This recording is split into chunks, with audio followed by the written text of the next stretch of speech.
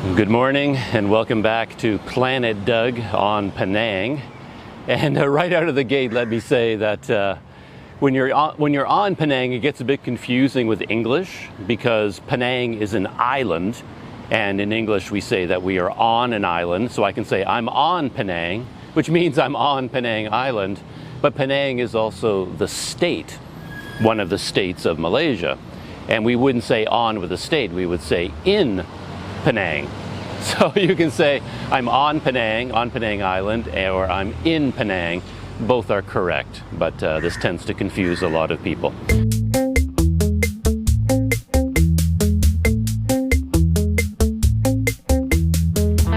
But I am on the island and in the state of Penang, and I'm in a very special place because this is the beginning of the street you see behind me, which is one of the oldest streets in Penang. That is Beach Street. It was founded at the very beginning of Penang itself, 236 years ago. And with that street being 236 years old, it's actually older than a lot of the cities in Malaysia, which is kind of interesting. And I'm here because I found I was struggling a little bit trying to come to grips with exploring Penang and getting to know the place. It's just too big, there's too much, and I found myself zeroing in smaller and smaller and smaller, and I decided to start with just one street. And this street caught my eye because of the name, Beach Street. I wondered where that name came from. I figured there had to be some kind of a British general, General Ernest Beach or something like that, Colonel Beach, Governor Beach, something like that. But it turns out that the name Beach comes because when Penang was founded by Captain Francis Light back in 1786, I think, this street was right on the coast. This was the coast road. It sat right on the beach, and that's why it was called Beach Street. And as you can see, if you look down it now, and we're going to go for a walk along Beach Street, it's not on the coast anymore. And that's an interesting part of the history of Beach Street and Penang, because from 1870 to into the 1890s, there was a land reclamation project. So the beach used to be right here on the left side of Beach Street, but then they started building the land out into the ocean. They were, reclaiming land basically from the ocean, and more and more and more of the island was built out over the water. So now Beach Street is no longer on the beach. I believe that's Weld Quay, the name of that street over there. And now that is the road that follows the coast. Beach Street lost its beach, basically. It's no longer on the coast. Beach Street is about 1.5 kilometers long from here, this side of it, all the way to the other side. And its entire length goes through the middle of the UNESCO World Heritage Site, which, is this downtown historic core of Georgetown, is an official UNESCO World Heritage Site. I think it was founded in 2008. And this is sort of the outer edge of it, right against the water. And then if you go 1.5 kilometers that way, you get to the end of Beach Street, you've also gotten to the end of the World Heritage Site. And here at the very beginning of it, on this side, on the ocean side, we're at a very interesting spot because I'm standing right in front of Cornwallis Fort, a place that I visited earlier in my time in Penang, on Penang, in Penang. Fort Cornwallis is over there, and also right here, you're at the beginning of Beach Street because you will see this very tall and very impressive clock tower. And in fact, this clock tower has a very interesting story. It's right here. And it was erected at the Diamond Jubilee of Queen Victoria. And it is 60 feet high, and each foot signifies 1 year of the reign of Queen Victoria up to the year 1897.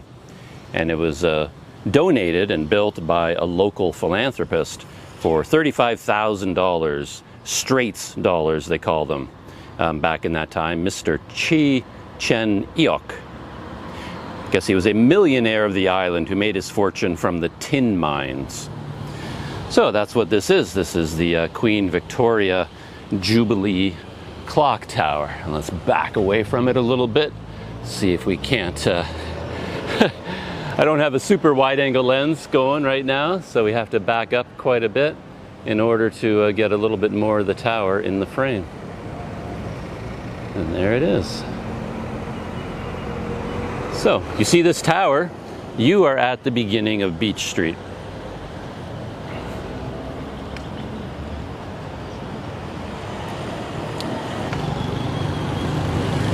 As a pedestrian hoping to explore Beach Street, my first task is to cross the street. And since I've been here, I've sort of been giving Penang a hard time about the high volume of traffic and how difficult it is for anyone walking or on a bicycle to navigate these complicated streets. It's really a challenge. But I've come to realize that part of the problem is, as it always is, inside my own head, to do with, you know, my expectations of what kind of a place this is compared to the reality.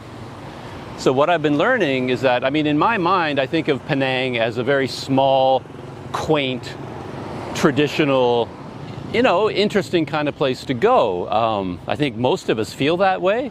You look at that island off the coast, it's like, oh, I'm going to go to Penang and hang out on this island. We see all the photographs of the, you know, the heritage district, all the artwork, all the local restaurants and kopitiams, you know, the coffee shop eateries. Looks very small and quaint. But what I didn't realize is just how big this place is. Part of my babbling as I walk down Beach Street is probably going to be along the lines of, I'll bet you didn't know this about Penang, because I didn't know any of these things. First of all, Penang State, if we say that I'm in Penang, you know, in the state, it's not just the island. There are two parts to it. There's the island, and it's actually the smallest part. The larger part of Penang State is in peninsular Malaysia. So the island is connected to the mainland by two long bridges. They're actually the two longest bridges in Malaysia. And those two bridges lead to a big chunk of land in mainland Malaysia. And that's also Penang. So Penang is made up of that area and this area. And interestingly enough, the city on the mainland, oh, I forget the name of it, Parabang Sarai, something like that. That city is the second largest city in Malaysia after Kuala Lumpur. And Georgetown, here on Penang Island, is the sixth largest city in the whole country. It's a huge place. It has like 800,000 people, maybe more depending on how you divide it up. So I think in my brain I thought I was going to some quaint village on a beautiful tropical island, but this is one of the largest cities in Malaysia. So yeah, that's what you get. You get traffic in a big city. And I think you have to come here expecting that, with the knowledge that, yeah, this is a big place. I mean, this is Georgetown, the original historic area, but if you continue in that direction, I mean, it just goes on up the coast. Huge towers everywhere, giant shopping malls. You know, it's a major metropolitan center for Malaysia. So that's kind of a surprise, I think. Surprise to me. I haven't moved very far down Beach Street, but before I go any farther, I want you to notice something that I'm going to talk about in a little bit. And notice that directly ahead of us there, you see that, that's the HSBC Bank. And beside that, the next corner up, that's the Bank of China. And if you look further along the street, and as we walk along, you're going to see more and more and more banks. AM Bank, bank after bank after bank, stretched out along this entire 1.5 kilometers of Beach Street. And that is a key part of the history of Beach Street and Penang in general. In fact, the story of money starts with what I read about the Queen Jubilee clock tower, where it said that the clock tower cost 35,000 straight dollars, and that caught my eye, that word straits, because that connects with the history of Penang, and I guess I will start with that. So again, I'll bet you didn't know this about Penang, is that it was actually given to the British as part of a deal. I mean, I didn't know about the history of Penang, and I just sort of assumed, you know, the British came and landed with an army and fought the local people and just took the place over. But as far as I read, that's not what happened at all. The way the story goes, as far as I read it, and take all of this with a giant grain of salt. I didn't do deep research into this, and I'm not a history expert. I could get many things wrong, but this is sort of the general flavor of the history that I picked up on. That Captain Francis Light of the British East India Trading Company, he was given instructions by his superiors, by his bosses, to come here and establish a trade relationship with Kedah state, which, you know, was in existence back then. And he came and he spoke to the Shah of Kedah and proposed a deal, because the Shah was under pressure from outside enemies, and the East India Trading Company said to the Shah, "We will give you military protection and military aid, and, you know, as part of this trade deal." And the Shah offered to give them Penang Island. So he was going to give them Penang Island, and in exchange they would get military aid. And I remember I was kind of smiling when I read that, because I often wondered about the local people, because when you read about history, you read about all the major players, but I was just thinking about all the people who, you know, lived on Penang and called this island home. What did they think about that? You know, that the Shah over there on the mainland, he just sort of gave them to the British. Says, okay, you belong to the British now. He's like, yeah, you can do that. And apparently, yeah, Shahs can do that. This is actually, if I can digress for another minute here about a little thing that I came across. I found it interesting that so many of the streets here have simple English names. Beach Street, Bishop Street, Pitt Street, tons of streets like that where they've retained the older colonial names. And it seems like the people here on Penang are fine with that. You know, they like the old names and they're proud of their history, and they're not trying to wipe out everything, so they're not changing it as much as you might find in other countries around Asia or even around Malaysia. So here you find, you know, streets with simple little names like Beach Street, which I find kind of interesting.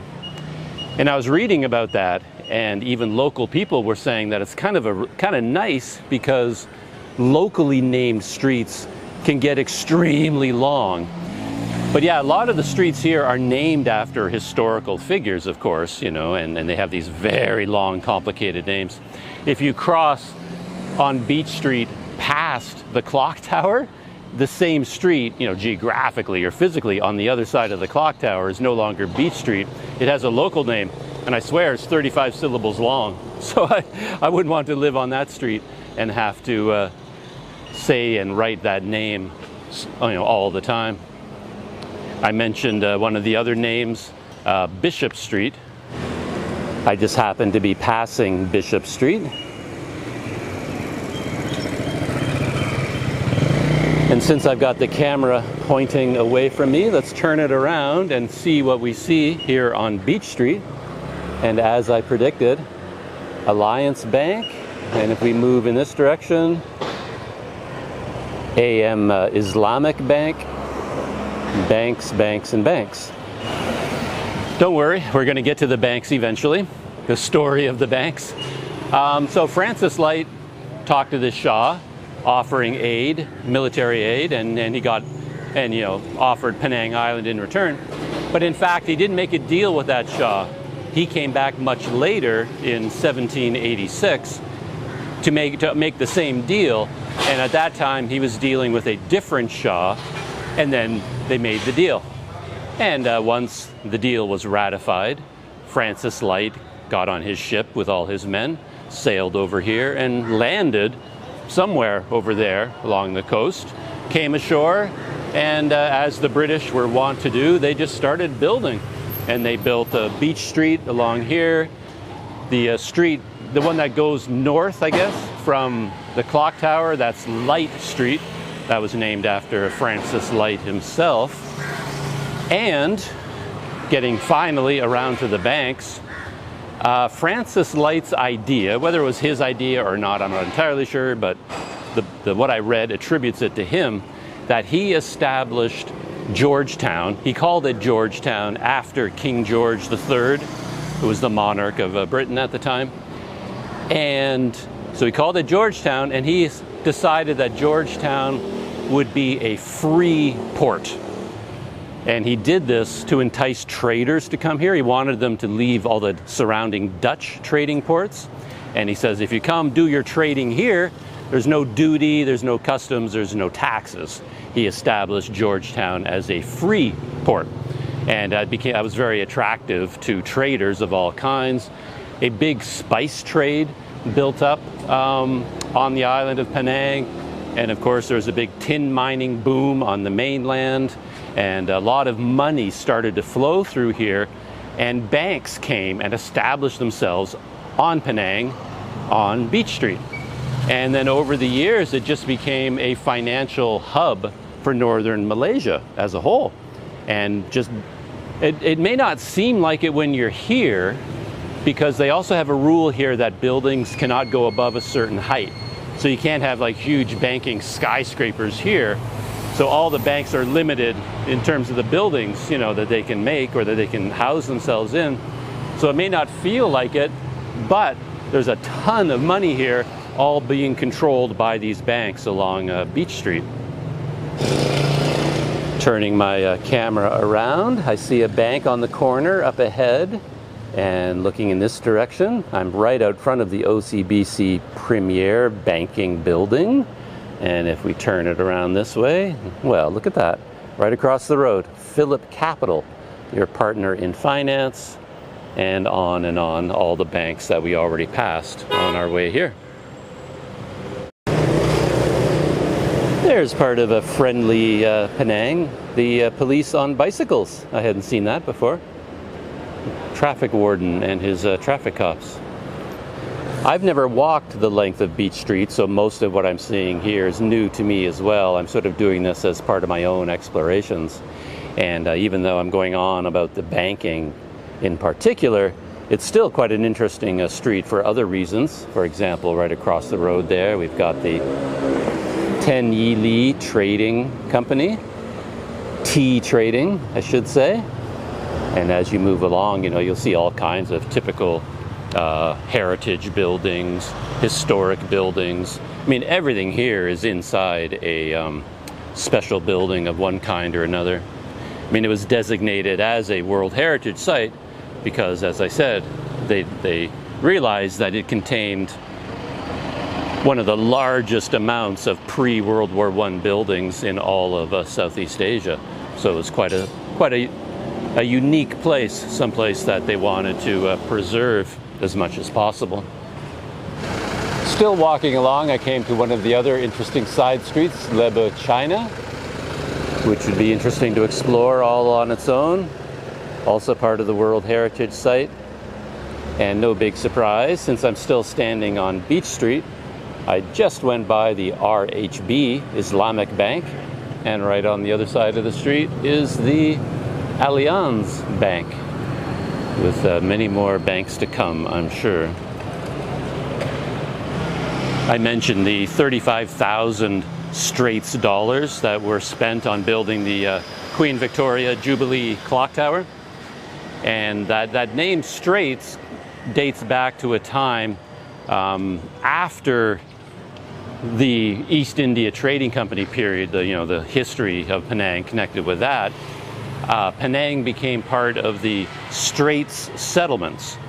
And I'm not quite sure what a settlement is. I mean, it's a technical definition. It's not quite a colony. It's something else. It's a settlement. And a Straits settlement included Penang, Malacca, and Singapore. Those three together were the Straits settlements. Penang was not officially part of Malaya at that time. It was part of something else entirely, part of the Straits settlements, and they had their own Straits dollars at that time. And it stayed that way for a lot of decades. And then Penang found itself, the world found itself faced with World War I and World War II. And then Penang went through a period of Japanese occupation, which is something I haven't heard a lot about, and I'd like to find out more. But the Japanese occupied Penang for the duration of World War II, basically, until they surrendered. Another quick stop to look at streets and banks. So this is Lebu Pasar, another very interesting street here in Georgetown. You could walk the full length of it and find dozens of interesting things to check out. And of course, not surprisingly, I'm right in front of the Standard Chartered Bank on Beach Street. And I'm looking across to the other side, and oddly, I don't actually see any banks right there immediately. But I'm sure there are more to come. A fascinating little story I read. How much of it is strictly true, I can't swear to, but I read it in a few different places, so it seems to be part of history, is that during World War II, as the war progressed and the Japanese were coming, the British just picked up and left. And according to things I read, they did it pretty much in secret.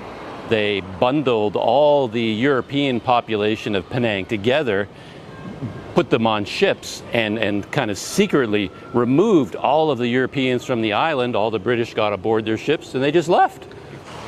And then I was reading about the end of the war, and you see all these titles of articles saying, the British retook Penang from the Japanese. And I thought, so they came back and they fought the Japanese and drove them off the island. But no, by that point, the Japanese had just surrendered, and the British were assigned the task of accepting their surrender basically on Penang. And there was some discussion about, were the Japanese really going to surrender? Maybe they were not going to accept that here and they were going to continue fighting. But the British sent a whole bunch of naval warships here with soldiers and everything. And they met up with some Japanese officers who came out on a boat, and the Japanese eventually just surrendered. So I saw these photos of the British soldiers liberating Penang, and I thought, that must have been a very exciting time, the liberation of Penang, everyone welcoming them as they drove out the Japanese. But really all that happened was Japan surrendered, and then the British came and basically returned to the island and just took over again as the Japanese were leaving. So it wasn't quite as dramatic as liberating Penang from the Japanese made it sound. So, something else you didn't know about Penang. I certainly didn't know. And Beach Street has no shortage of interesting cafes and coffee shops. If you wanted to walk along it, there's the Black Kettle Cafe. Looks like an interesting place. And I stopped on this corner because it's another historic spot on Beach Street, the Central Fire Station, dating back to, looks like 1908. And there's something very special about this fire station. I think it was the very first on Penang or something like that. But whatever it is, it's certainly an attractive building, bright white and red. And as you look down this road, you're looking towards the water and the ocean. You can't even see it. But as I said, Beach Street, the water used to be right there, right in front of us. But then they reclaimed the land, and the beach moved further and further away, making a lie out of the name Beach Street. This is another very important street in Georgetown, the World Heritage District. A lot of fun going up and down this street. Very active and busy on the weekend. A lot of nightlife. And during the day and night, traffic, of course. Even places that are not famous and marked as tourist attractions are quite interesting. Just this small piece of historic Penang. Little archway over top of that small building.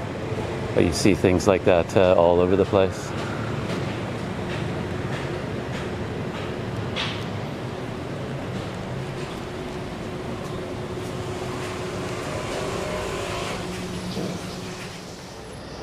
I mentioned that my idea to explore Beach Street started with the name alone. I was curious about where the name came from. But it also came from this place. This is China House. And I'm very interested in this place, and I think after I complete my walk down Beach Street, I'm going to return and have breakfast and or coffee here. And I'll talk a bit more about China House when I get there. Tucked away on Beach Street is also this place. It's very hard to make out, but this is one of the oldest clan association buildings in Penang. I believe it is the Se Tek Tong Cho Clan Association or something like that, founded in 1810. And over here we should be able to get a look through the fence at this quite attractive building. Yeah, very attractive grounds as well. I've heard these clan associations referred to, and here on Penang there are also the clan jetties, very famous places and very popular with tourists to visit. And I rode my bicycle along quite a number of the clan jetties the other day. So this idea of clans on Penang is quite important. The Chinese families group together according to their name and their history. And I guess they form economic ties amongst each other as well and support each other. I assume that's what a clan is, sort of a family and financial ties, kind of a support group for families.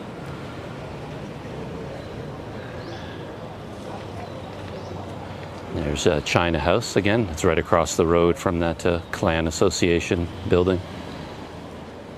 Yet another very famous street in Georgetown, perhaps the most famous one for visitors and tourists. I plan to come here, perhaps spend a whole morning just on this one street alone. A little bit quiet right now, rickshaw drivers waiting for customers. But on the weekends and popular times, this entire street from beginning to end would be jammed with people. And there are all kinds of interesting shops and restaurants and historic buildings all through there. It's very, very tempting to go down there now. I mean, let me zoom in just on that shop front there. Yeah? It's very interesting. But that is for another day. Today is all about Beach Street. The Planet Doug rule of always look up is very useful here in Penang. Right up above me. Beautiful archway and doorway up there.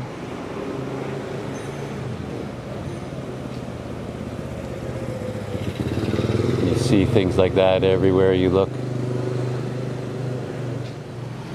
And check this out, as I often say, an actual sidewalk that you could walk along. Pedestrian heaven. Even have a small roof over top of this sidewalk. Step out of the sun for a minute because it is a hot day. And where are we now? Some sort of a patisserie and a boulangerie. Looks like a very nice place.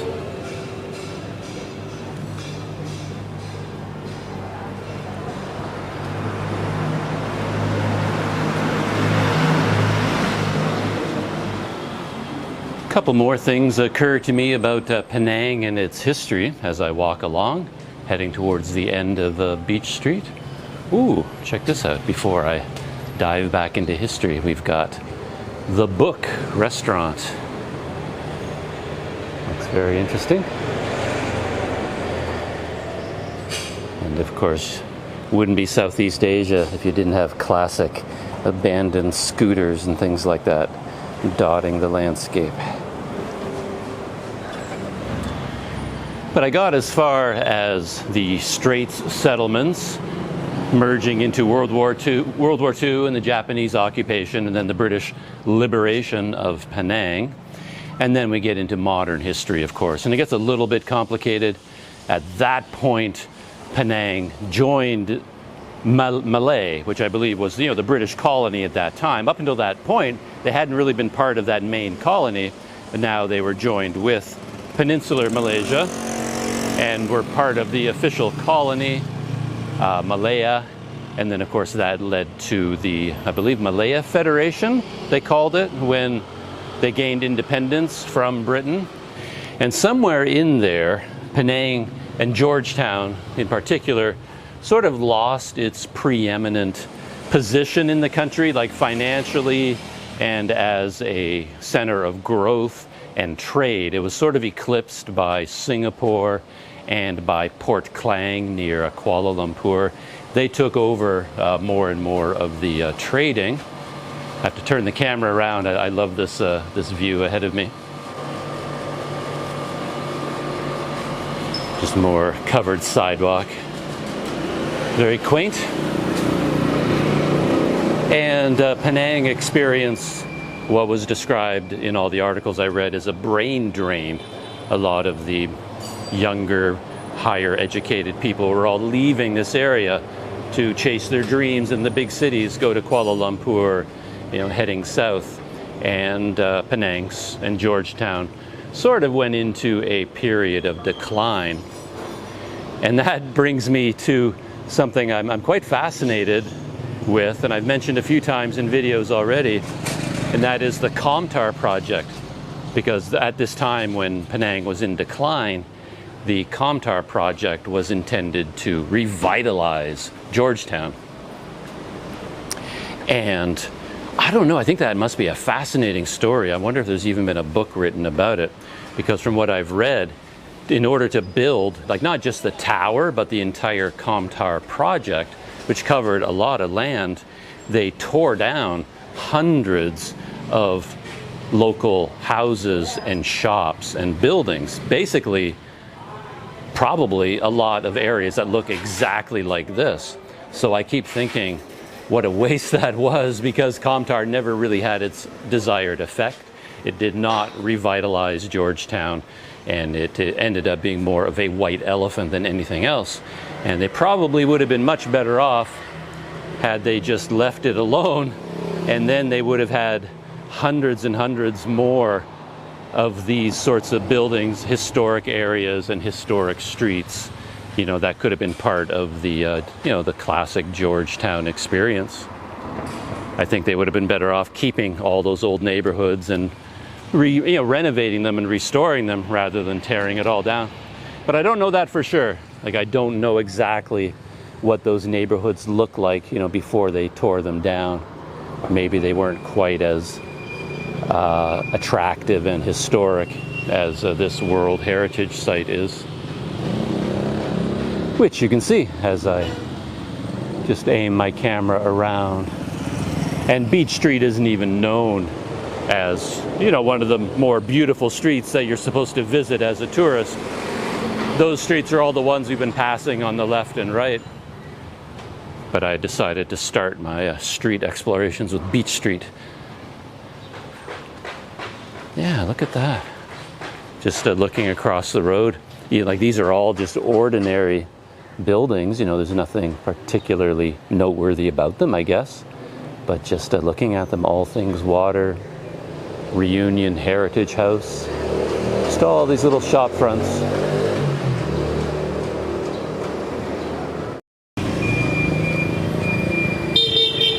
Another interesting street off in this direction. Not one of the famous ones, but looks quite interesting nonetheless.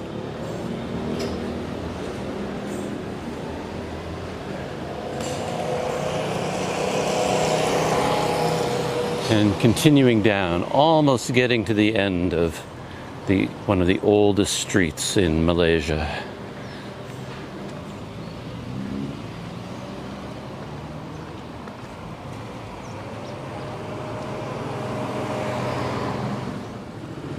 Lorong Prangin.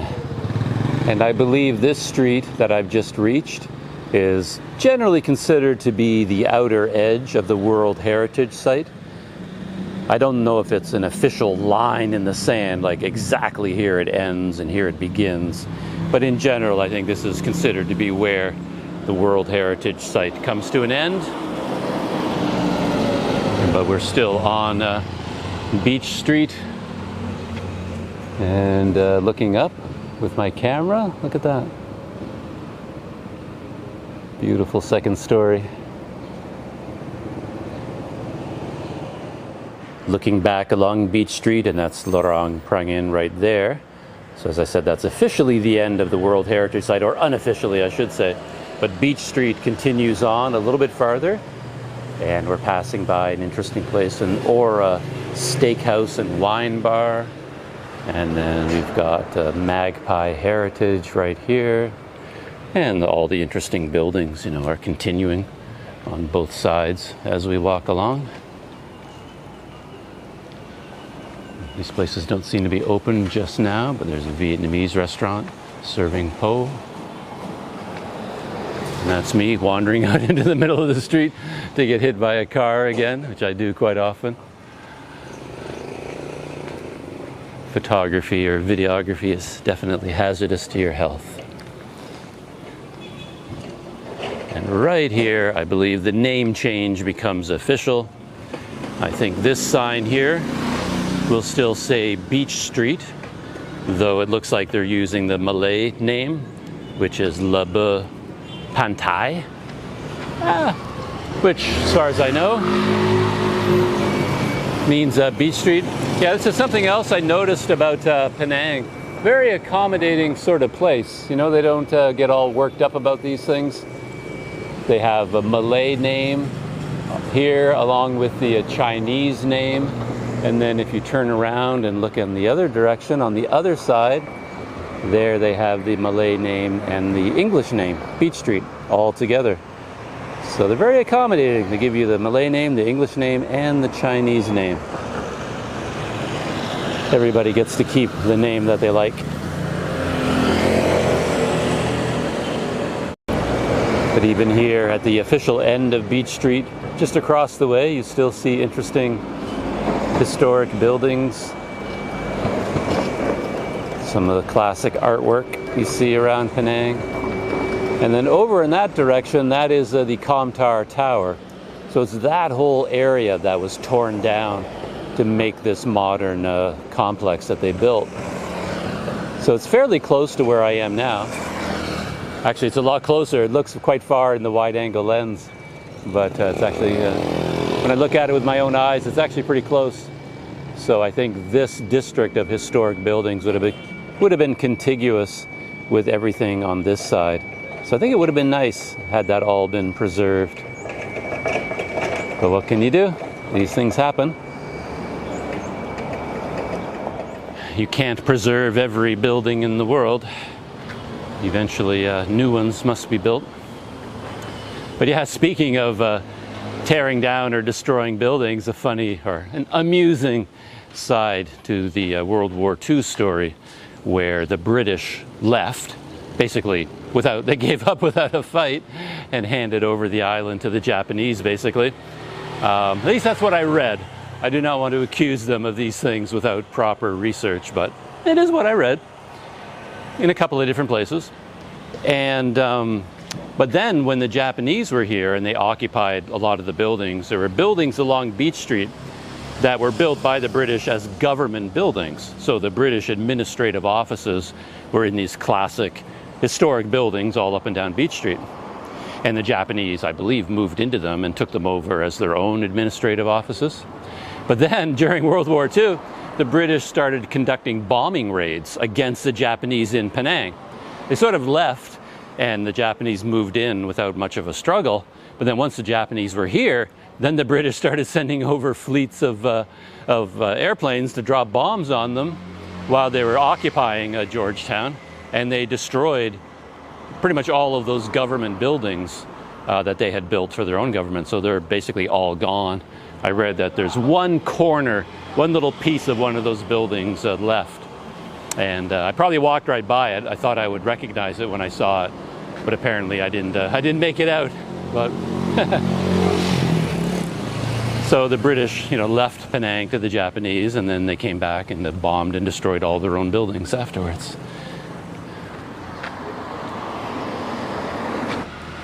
So, a lot of things going on here in Penang. I'm walking back along Beach Street right now, and I'm heading to China House, And when I get there, I'll tell you what that place is. And it'll be nice to go inside and rest up a little bit, have a hot or cold drink, and maybe something to eat. Another street running off to the side of Beach Street. And as you turn to look down this one, another clan house tucked away in here. I'm going to walk back there, take a little bit of a look at it. And there's a Planet Doug approved information sign here all about it. So this is the oldest clan house in Penang, as early as 1810. The other one I saw also claimed 1810, so maybe it's part of the same clan, I'm not sure. I see a bit of language there that supports what I was saying about these clans. It says that the architectural structure was completed in 1878, adopting common blood ties to demonstrate the internal cohesion of the Tan clansmen. So this is the Tan family, the Tan clan. At the very bottom, with a synthesis of clan culture and folk beliefs, this place, contemporary Ang Chuan Tang Kan Kongsi, I believe Kongsi means clan house, is both a clan organization of social activities and an ancestral temple of remembrance and prayer. Together with residential houses on both sides, it forms a culturally embedded Setan court. Oh, okay, so there are some residences around it as well. So I doubt I can go inside. I don't think I will anyway, even if I could. I just want to take a closer look at the outside. Looks like it might be under a renovation. Has some construction going on the inside, which doesn't surprise me. Oh, I saw this on the map actually. Ah, Google Maps. I love Google Maps. I saw this neighborhood and I was really curious about what it was. See if I can sneak through the fence here with my lens. So there's the clan house itself. And it has this really interesting U-shape or box shape road going all the way around it in a rectangle. And I saw that on Google Maps and I was very curious about it. And it is this residential district.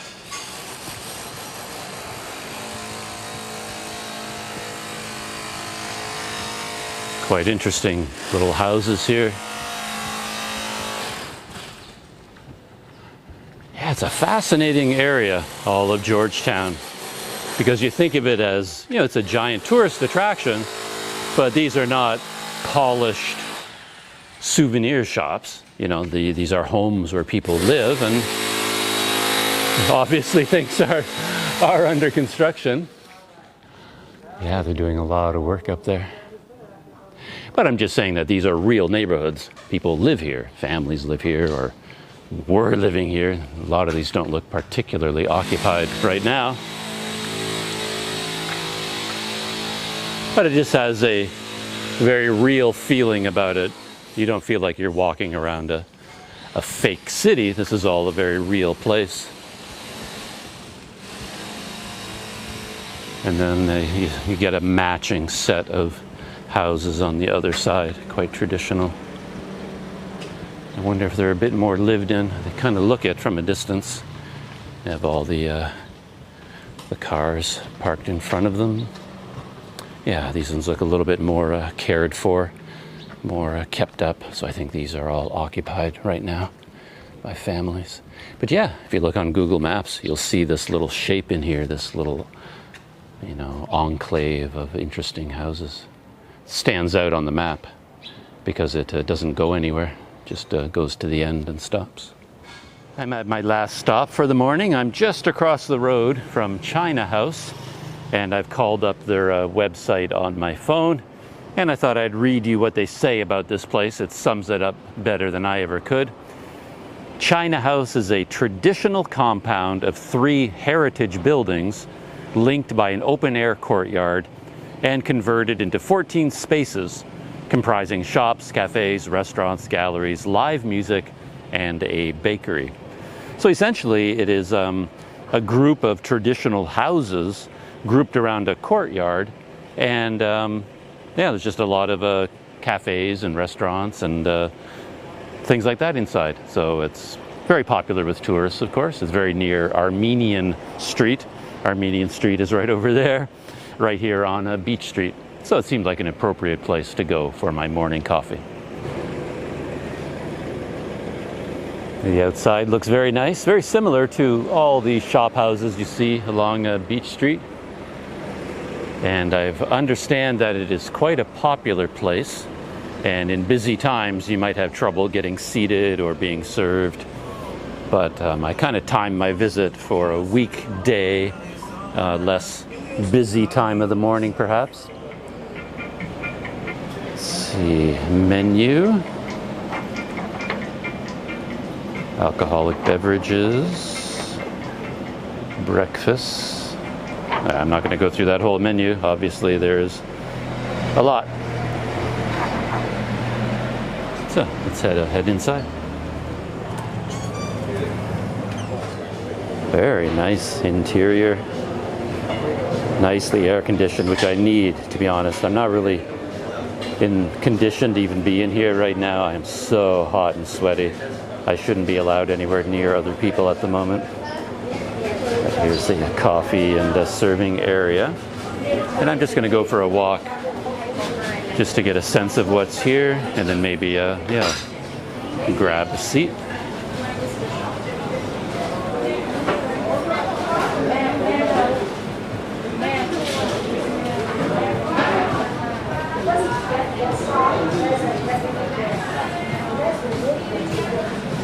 And I've heard that they are very well known for their cakes. So perhaps breakfast and a cake I'll have to do. Black and white. That looks really nice. I'm sure they go chocolate cheesecake. I mean, that might be mine, right? How can I resist chocolate cheesecake? 23 ringgit. Vietnamese coffee tart. Mango miso, coconut lime curd, all kinds. So this is the front area that I just walked through, and I was just chatting with the woman who told me that the art gallery is open. It's upstairs. And then they have more seating here in the back. Small reading library. Vine and Single, open for restaurant meals and cakes with drinks. Oh, so a nighttime bar, I guess. Kind of dark in here. Look at that. Look at the paintings. Spanish. I think. Doesn't that, I think Spanish when I see that for some reason. The color. Whew, yeah. Hot, hot, hot, hot, hot.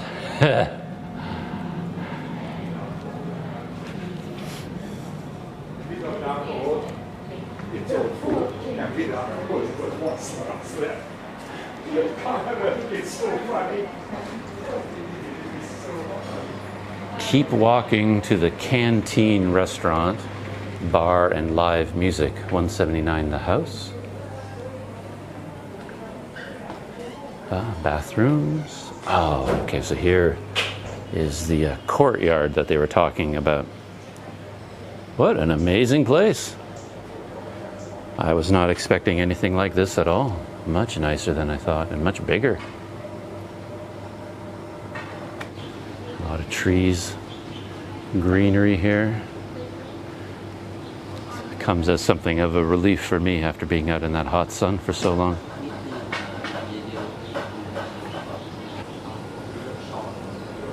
Keep walking to the Canteen restaurant bar.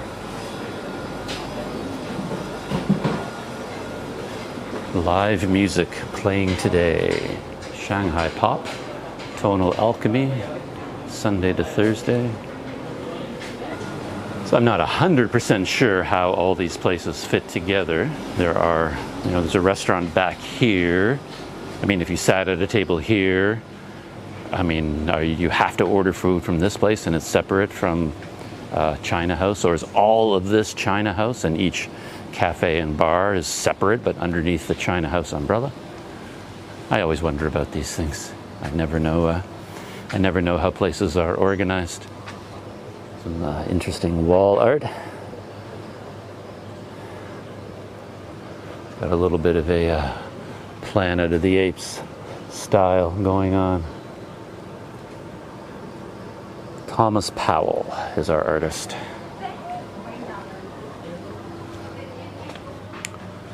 Oh, look at this. Beautiful back here.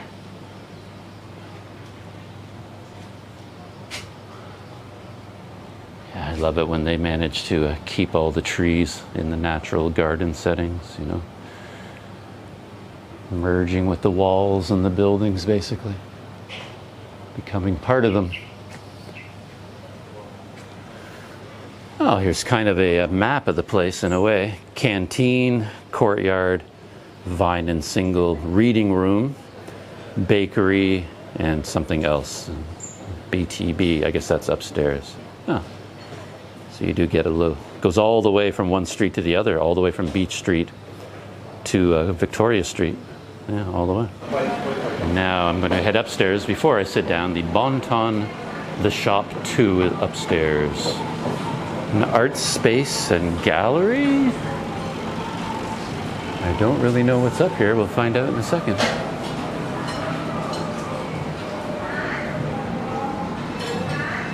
Ah, look at that.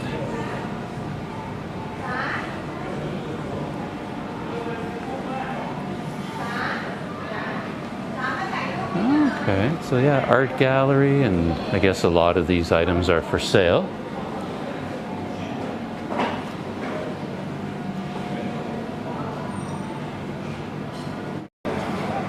From up here on the second floor, there's even an opening down to the bakery cake section. Good place for selfies. Everyone's taking pictures across the way. They get nicely framed over there. And here is Bon Ton, the shop.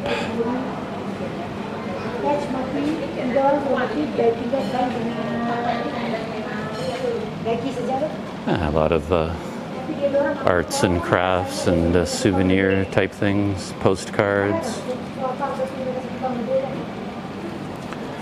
I've heard that Penang is well known actually for cats. As opposed to dogs, you tend to see a lot of cats here. That's what I read. But to be honest, I haven't seen that many cats around. It's probably too hot for them to come out. They're all probably hiding right now. Yeah, that's nice. It's odd that now this feels almost old school to me. It's unusual to see an array of little notebooks, notepads, because nobody travels with any of these anymore. All our memories are kept digitally now. Whew, happy Doug. I didn't find, I just told them, table for one, seating for one, and they suggested here. I think I could sit anywhere I wanted to, but I like having a table and a real chair rather than, sitting in a more, bench sort of atmosphere around the garden. So I'm here right by the coffee bar where I belong. And I guess ordering is not really a question of what's on the menu, but it's more like what I'm in the mood for. I think you can get anything you like, basically. They said I'm not going to go over the whole menu, but they have breakfast starting at 10 a.m. in the morning.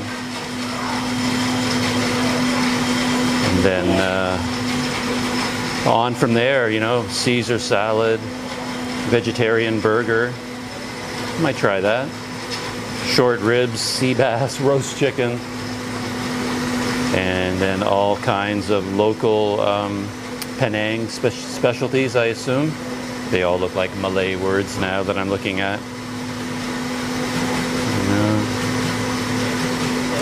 See, ayam bakar, rendang, rusuk lembu, on and on. Drinks. More drinks. More drinks. More drinks. More drinks.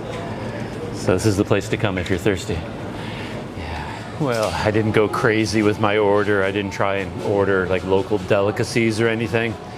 I didn't have the energy to like really get to know the menu.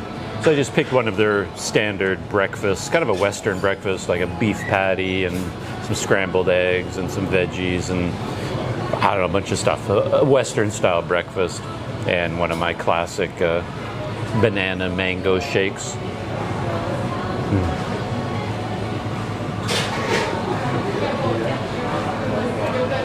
Oh, that's different. It's not quite what I was expecting. It doesn't have that milky ice cream rich smoothie thing that I really prefer. It's more of a natural, like water with banana and mango kind of mixed together and with ice, you know.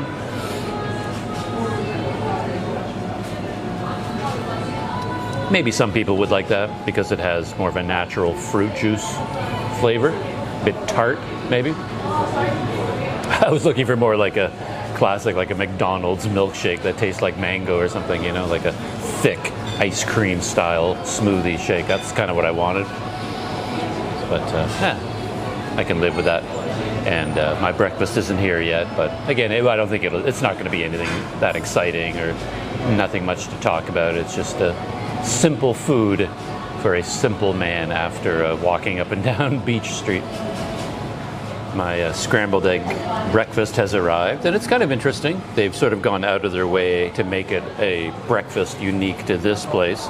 It's not like a breakfast you would get at like a diner in the United States, so I'm pleased with it. Yeah, with my order.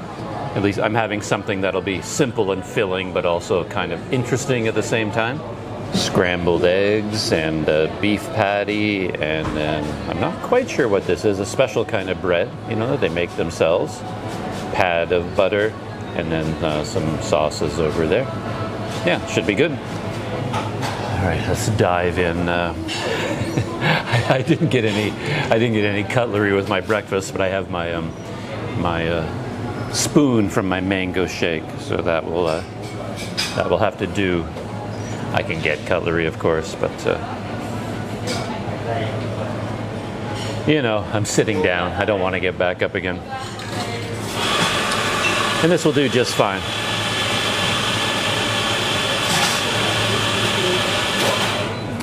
Yeah, it's always one of those things in restaurants I'd never quite understood. They give you this beautiful pat of fresh butter, but it comes you know, straight out of the freezer. It's rock hard. You're not spreading that on that bread. I mean, you can take chunks of it with a knife and a spoon. Yeah, you can eat it. I don't know. If you're at a fancy restaurant, you sort of expect the butter to be warmed up so that you can spread it when it arrives at your table.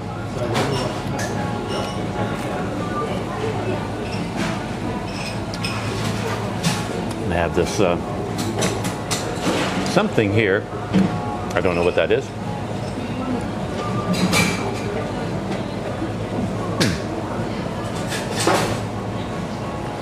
Some kind of a jam, fruit, tart, like crab apple, something like that.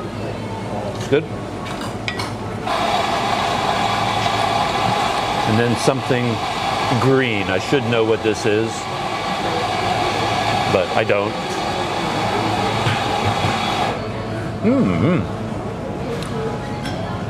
That's really nice. Wow, this is nice. And beef patty. See if they've done anything special with the flavoring for the beef patty.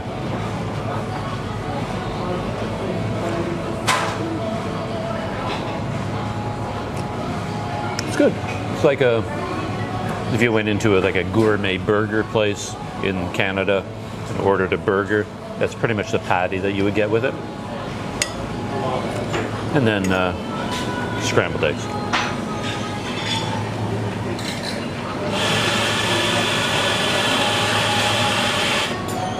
It's a nice collection of flavors. Yeah, it'll come together nicely for a nice breakfast.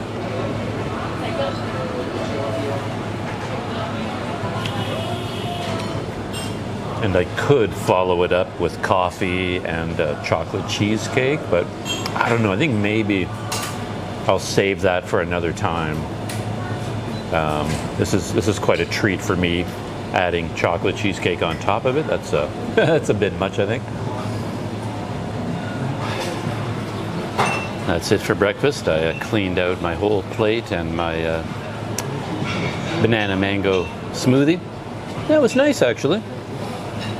Yeah, I like the presentation and the different flavors that you got with the little dishes. That was a nice touch. The bread was good. The eggs were good. But the best thing about it for me, simple man, lumberjack Canadian, it was actually a good size. It was actually a good portion. So it was quite filling. Yeah, I mean, it's not a terribly expensive place, but it's not cheap either. It's not like eating at a local corner eatery, it's not like a kopitiam. You're spending a bit more than that. So for that price, it's nice to get a substantial meal. I actually feel kind of full. So that was nice. I enjoyed that quite a bit. Yeah, it's an interesting place. I was just going over the website again. They have this interesting concept where they made like a graphic artist put together a scrollable layout of the whole place, every room from beginning to end. And just somehow, I was looking at this before I came here, and I got a certain impression of what this place would be like. And in fact, for my tastes, it's nicer than I expected. By nicer, I mean just a bit more normal. Like, this looked very slick and modern and very calculated to appeal to tourists. But it feels much more normal than that, like a natural. Like, these are old houses that were in use once upon a time. A bit rough around the edges, kind of dark in here. Yeah, it's just normal and natural. It's just like a nice place. I'm not finding the right words for that. And they say that inside here there are 20 different photo opportunity locations and lots of bridal shots. 3 different restaurants with 3 different menus with a price point suitable for everyone. The most ordered milkshake is Gula Melaka and almond. Had I read that, that's what I would have ordered. So boring, banana and mango. And the center of China House is the bakery table with 30 different cakes every day. And they talk a lot about the cakes here, that they have 10 bakers and they sell 7,000 slices of cake every month. They have a big mirror here, and they say that the mirror is taller than Yao Ming. I remember walking past the mirror. It's a pretty big mirror. And they say that somewhere in here there is a singing cat that you can visit. It's a piece of sculpture made by a local artist, and apparently it sings. They challenge you, can you find it? I didn't see it, so I failed on that. Yeah, interesting place. It's one of those places where you come here for the meal or the drink or the cake, whatever it is you want, but the place itself is an attraction on its own. So yeah, it's a good place for that. I did read online, there are quite a number of reviews talking a bit about the busy periods. It can get quite busy here, and when that happens, service can be, it could be a bit slow and a bit erratic, and getting a table and, that kind of a place. It's a popular place. But I came here on a weekday, kind of mid-morning, so it's nice and quiet, so it was very pleasant for me. Well, and I think that is it for my experience of Beach Street and a little walk down memory lane. A few things that I've picked up on about the history of Georgetown in particular and Penang in general. So I think that was an interesting little experiment. Would you call it a successful one? To sort of pick one small piece of this area, Beach Street, just that one street, and then use it as sort of a window to look at the overall history of Penang. Worked for me. I don't know if it worked for you. And yeah, I hope you enjoyed that. I certainly did. I enjoyed that walk very much. And I think I may repeat this experience for a couple other streets here. Do a walk from the one end to the other of Armenia Street, for example, and maybe one or two other streets and sort of repeat this experience. And I enjoyed that quite a bit. And if you enjoyed it and you want to see me in the next one, I'll see you in that video.